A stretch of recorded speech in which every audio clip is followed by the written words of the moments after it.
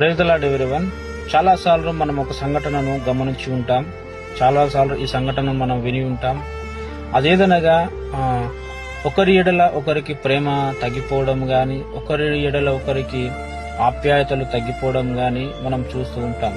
సమాజంలో చాలా మంది పెద్దలు గాని, మన తోటి సహోదరులు గాని ఈ మాటను మనతో పలుకుతూ ఉంటారు. అయితే బైబిల్ గ్రంథంలో ఒక మాట సెలవిస్తుంది. ఏంటంటే మత్తయి సువార్త 24:12 ప్రకారము అక్రమము విస్తరించుట చేత అనేకుల మధ్య ప్రేమ చల్లారిపోవునని అక్కడ దేవుడు సెలవిస్తూ ఉంటున్నాడు.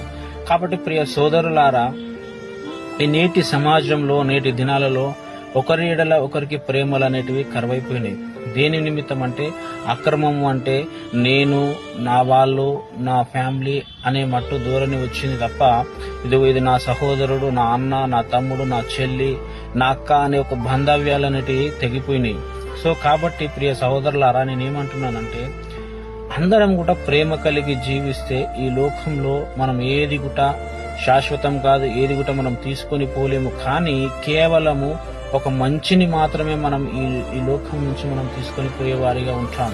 కాబట్టి మనం బ్రతికున్నన్ని దినములు అనేకులకు ప్రేమను పంచేవారిగా ఉండాలి తప్ప ఇదిగో ప్రేమను తుంచేవారిగా ఉండకూడదని నా మనవి.